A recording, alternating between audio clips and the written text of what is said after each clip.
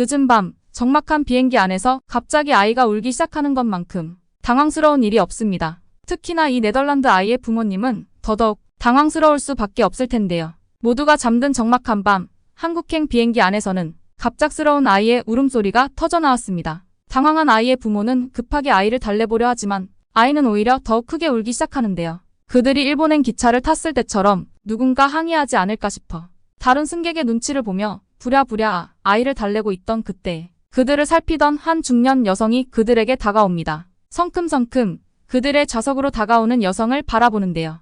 과연 이 부부는 비행을 무사히 마칠 수 있을까요?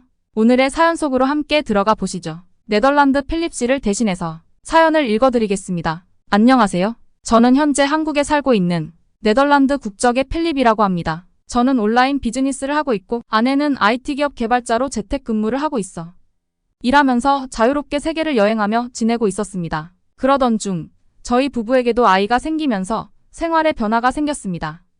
와이프가 임신한 뒤 네덜란드로 돌아가 그곳에서 아이를 낳았습니다. 그렇게 사랑스러운 딸이 태어났고 네덜란드에서 지내던 중 몇 년 동안 세계를 여행하며 살다가 한 곳에서 정착하고 지내려니 또 다시 여행을 하고 싶다는 생각이 강하게 들었습니다. 결국 딸아이가 태어난 지 10개월이 지난 뒤 다시 떠나기로 결정했습니다. 어차피 아이가 정규 교육을 받아야 할 나이가 되면 네덜란드로 돌아와 생활해야 할 테니 그 전에 딸에게 다양한 세상을 보여주고 저희 역시 다양한 문화를 접하면서 사업에 접목시켜보기 위함이었죠. 물론 아이가 있으니 전처럼 쉽게 체류 국가를 정하기가 어려웠습니다. 아무래도 치안이나 위생, 교육 등등 고려해야 할 것들이 늘어났죠. 그러면서도 저희가 가보지 않은 새로운 나라를 경험하려고 나라를 추렸습니다. 그렇게 결정한 곳은 일본이었습니다. 일본은 선진국이기도 하고 사람들이 친절하고 예의 바른 나라로 알고 있었습니다. 치안도 좋고 길도 깨끗하고 위생적인 나라이기 때문에 어린 아이를 키우기에 적합한 선택이라고 생각했습니다. 저희 부부는 도쿄 근처에 있는 가와사키시의 오타구에 살게 되었습니다. 역사적인 명소들이 잘 보존돼 있고 공원이 잘 조성된 조용하고 평화로운 분위기의 도시였습니다. 저희는 처음 일본에 살게 됐을 때 정말 만족스럽다고 생각했습니다. 전통과 역사가 살아있는 나라라고 생각했죠. 하지만 그래서 그런 걸까요? 일본은 상당히 아날로그적인 나라였습니다. 뭐라든 너무 느리고 옛날 방식을 고수하려고 했습니다. 네덜란드도 행정이나 택배가 빠른 편은 아니었기 때문에 종종 답답함이 느껴지곤 했지만 일본도 만만치 않더라고요. 특히 일본에서 외국인 등록증 관련해서 정말 간단한 업무를 보려고 일본 주민센터에 방문한 적이 있었는데 아침 일찍 문을 열었을 때 도착해서 점심도 못 먹고 후에 나왔을 때 정말 당황했던 기억이 납니다. 그 외에도 음식점이든 옷가게든 현금을 요구하는 경우가 많아 항상 동전 지갑을 가지고 다녀야 했고 통장에서 돈을 빼서 쓰려고 했으나 ATM 수수료도 만만찮더라고요. 게다가 저희는 유럽 통화인 유로로 소득을 얻는 사람이었기 때문에 환전도 자주 해야 해서 또 환전 수수료도 많이 나갔습니다. 먼 놈의 수수료가 이렇게 비싼지 이해가 안 되더군요. 여기에 일본 문화 특유의 눈치를 많이 봐야 하는 점도 힘들었습니다. 일본은 흔히 말해 조용하고 예의 바르다는 이미지가 있었는데 그 이미지 이면에는 민폐를 끼치면 안 된다라는 사고방식이 강하게 자리 잡고 있었습니다. 문제는 이게 남한테도 적용되어 다른 사람이 자신에게 피해를 주는 것을 조금도 참지 못하는 것 같았습니다. 일례로 예를 들자면 일본의 전철과 버스는 지나칠 정도로 조용합니다. 만약 전화라도 울린다 치면 버스나 전철에 앉아있던 사람들이 한순간에 전화를 가진 사람을 쳐다보며 압박을 가합니다. 저도 급한 연락이 와 어쩔 수 없이 작은 목소리로 소근거리며 통화를 한 적 있었는데 중년의 아주머니께서 매서운 눈으로 저를 째려봐 굉장히 당황했던 경험이 있습니다. 물론 공공장소에서 큰 소리로 떠들면 안 되겠지만 부득이한 상황은 이해해주면 참 좋을 텐데 매정하게도 그런 부분에 있어서도 상당히 칼 같다는 생각을 했습니다. 그래서 저희 가족 역시 일본에 살면서 가장 많이 늘었던 게 남의 눈치 보는 것이었어요. 제가 일본에 살면서 가장 슬펐던 일이 아기의 울음소리 때문에 기차에서 쫓겨난 일이었습니다. 주말 여행을 다녀올 예정이었던 저희 가족은 설레는 마음으로 기차에 올랐습니다. 딸이 어렸기 때문에 아예 다른 나라를 가거나 할 수 없어서 기차를 타고 갈 수 있는 곳으로 가서 온천이 있는 료칸에서 머물며 가족 여행을 할 계획이었습니다. 하지만 기차를 타고 가던 중 아이가 갑자기 울음을 터뜨리자 열차칸에 있던 사람들이 일제히 저희를 싸늘한 눈빛으로 쳐다보기 시작했습니다. 대놓고 짜증을 부리거나 호통을 치는 건 아니었지만 저렇게 아무 말 없이 노려보는 게 더 무서웠습니다. 저와 와이프는 어떻게든 딸을 달래보려고 했었지만 아기는 쉽게 울음을 그치지 않았습니다. 우리 부부는 좌석 칸을 나와 아이를 5분 가까이 달랬고 마침내 아이가 울음을 멈췄습니다. 안도의 한숨을 쉬는 그때 철도 승무원이 조용히 다가왔습니다. 저희 승객 중 몇 분이 아기 울음소리 때문에 방해가 된다고 항의하셨습니다. 죄송하지만 5분 뒤 정차하는 역에서 내려주셨으면 합니다. 라고 저희에게 이야기했습니다. 저희는 깜짝 놀라면서 이제 아이가 그쳤다고 열심히 해명했지만 승무원은 죄송하다는 말만 반복하며 내릴 것을 요구했습니다. 결국 저희는 다음 역에서 내릴 수밖에 없었습니다. 솔직하게 이야기하자면 좀 화가 났습니다. 아이는 아직 어려서 배가 고프거나 피곤하면 울기도 하는 거 아닌가요? 그리고 아무리 아기가 울었다고는 하지만 이게 이렇게 내쳐질 일인가요? 저희는 자리에 앉아 있으면 사람들 눈치가 보일까봐 좌석 칸에서 나와 아이를 달랬는데 그것조차도 고깝게 보고 노려보는 사람이 있더니 기어이 승무원에게 클레임을 걸었나 보더라고요.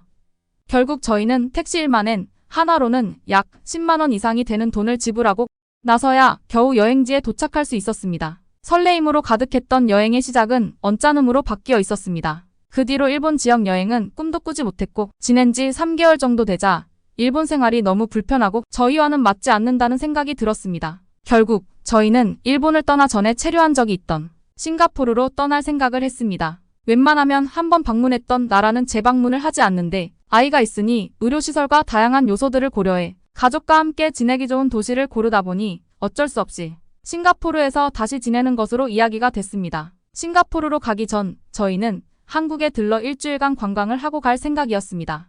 특히 한국 드라마를 좋아해 한국어 공부까지 했던 저희 와이프는 드디어 꿈꾸던 나라를 볼 수 있다는 생각에 무척 들떠 있었습니다. 저희 와이프가 이토록 한국을 좋아하면서도 거주지로 택하지 않았던 이유는 한국과 일본이 서로 옆이다 보니 나라 정서가 비슷하지 않을까라는 우려 때문이었습니다. 일본 기차를 탔을 때와 또 비슷한 일이 생길까봐 무척 신경이 쓰였기 때문이죠. 그래서 그냥 여행지로서만 짧게 즐기기로 마음먹었습니다. 대한항공 인천행 비행기를 타려고 탑승 게이트에 서자 와이프가 맨날 일본어만 듣다가 한국말이 들리는 게 신기하다면서 설레했습니다. 아무래도 한국행 비행기이다 보니 승객의 대부분이 일본에서 고향으로 돌아가는 한국인인 듯 했습니다. 마침내 비행기에 탑승한 저희는 제발 이번에는 아기가 울지 않기를 바랐어요. 한국과 일본은 가까워서 고작 이 시간만 비행할 뿐이었지만 밤시간 비행기였기 때문에 자는 승객들도 있었을 테니까요.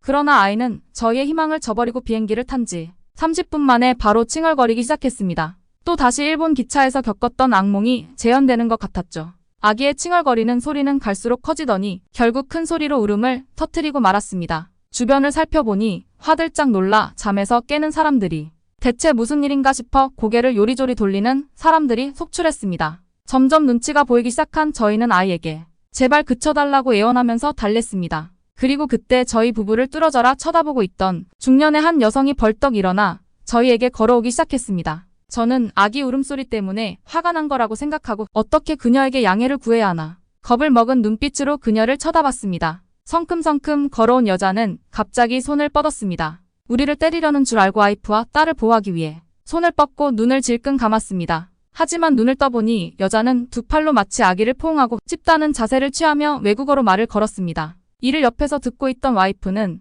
저 한국인이 아기를 달래주고 싶어 한다고 안아봐도 되겠냐고 물어보는 거라고 했습니다. 평소 같으면 모르는 사람한테 절대 아기와의 스킨십을 허용하지 않았겠지만 아기가 울고 있는 정신없는 상황이었기 때문에 저희는 얼떨결에 아기를 그녀에게 안겨주었습니다. 이 한국인 여성은 굉장히 능숙한 손길로 아기를 안고 달랬습니다. 그녀가 알 수 없는 소리를 내며 아이를 톡톡 두르리며 아이를 달래자 아이는 점점 울음을 그치기 시작했습니다. 그녀는 울음을 그친 아기를 다시 저희에게 안겨주려 했지만 저희 딸이 그녀에게 꼭 안겨 떨어지려 하지 않았습니다. 당황한 제가 아이를 억지로 안으려 했으나 아이는 다시 울기 시작했죠. 그 여성은 결국 다시 저희 아이를 안았습니다. 그런데 그때 갑자기 한 여성이 또 벌떡 일어나 저희 쪽으로 걸어왔습니다. 그녀는 처음 저희 아이를 안아서 달래줬던 여성보다는 조금 어려 보였습니다. 30대 후반에서 40대 초반으로 보였습니다. 그녀는 처음 저희 아이를 달래줬던 여성에게 말을 걸더니 자신이 안겠다는 듯 손을 뻗었습니다. 그리고 잠시 저희 쪽으로 고개를 돌리면서 영어로 괜찮으시죠? 물었습니다. 아마도 중년의 여성이 힘드신 것 같아 도와주려는 듯 했습니다. 저희가 고개를 끄덕이며 승낙하자 아이를 받아든 여성은 중년 여성이 한 것처럼 능숙한 손길로 아이를 안으며 한국어로 자장가를 불렀습니다. 그녀는 작은 소리로 자장가를 부르고 있었지만 작은 소리에도 예민하던 일본인들을 생각하면 한국인 승객들도 똑같지 않을까 싶어 걱정되어 주변을 둘러보았습니다. 그러나 놀랍게도 그들은 이어폰을 착용하고 영화를 보거나 귀마개를 착용하고 잠드는 등 본인 할 일에 집중했고 어떤 분들은 아기가 점점 잠드는 모습을 보며 미소를 짓고 있기까지 했습니다. 저희를 째려보는 사람은 아무도 없었죠. 마침내 아기가 완전히 잠이 들자 그녀는 저희에게 아기를 다시 안겨주었습니다. 우리는 연신 그녀에게 감사하다고 말했습니다. 이렇게 2명의 한국 승객의 도움과 나머지 승객들이 저희를 배려해 준 덕분에 무사히 한국에 도착할 수 있었죠. 정말 감사하게도 저희는 선물도 받았는데요.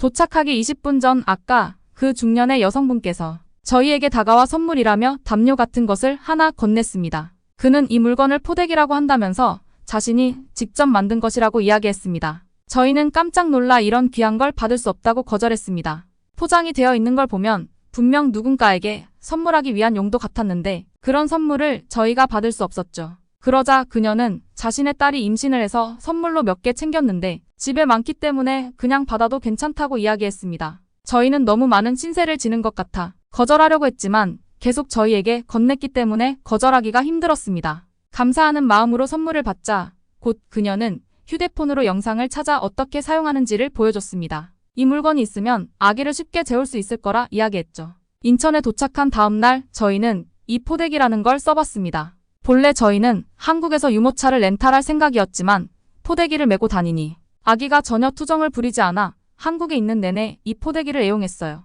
그리고 일주일 동안 한국에서 시간을 보내면서 한 가지 결정을 내렸습니다. 싱가포르가 아닌 한국에서 단기간 살아보기로 결심한 것이죠. 아이와 함께 다녀보니 한국은 옆 나라이면서 일본과 확연하게 다른 게 느껴졌습니다. 한국 사람들은 큰 소리로 통화하지 않는 이상 작은 말소리 정도는 대중교통을 이용해도 그다지 예민하지 않았고 아기가 신이나 웃음소리를 내도 째려보기보다는 사랑스럽다는 듯이 쳐다보는 사람들이 많았습니다. 대중교통을 이용할 때면 거의 100이면 100 아이를 안고 있는 저희에게 자리를 양보해 주시는 분들이 많았고 심지어는 저희 아이가 너무 예쁘다며 저희에게 5,000원, 만원짜리 용돈을 주는 어르신들도 계셨습니다. 처음에는 너무 당황했지만 시간이 지나면서 이게 한국의 정이라는 문화구나 라는 생각이 들었습니다. 저는 이런 나라라면 거주하면서 아이를 키우기 좋겠다는 생각을 했습니다. 일단 한국은 90일 동안 무비자 입국이 가능한 나라이기 때문에 석 달 동안 살아본 뒤 싱가포르로 갈지 아니면 한국에서 계속 지낼지 결정할 예정입니다. 현재 저희 가족은 2달 동안 한국에서 지내고 있는데 아마도 큰 변수가 생기지 않는 이상 한국에서 지낼 것 같습니다. 한국 너무 따뜻한 나라인 것 같아요. 일본과 다른 한국의 문화에 감동을 했다는 필립 씨의 사연 어떻게 들으셨나요? 한국 사람들의 배려심은 정말 세계 제일이죠.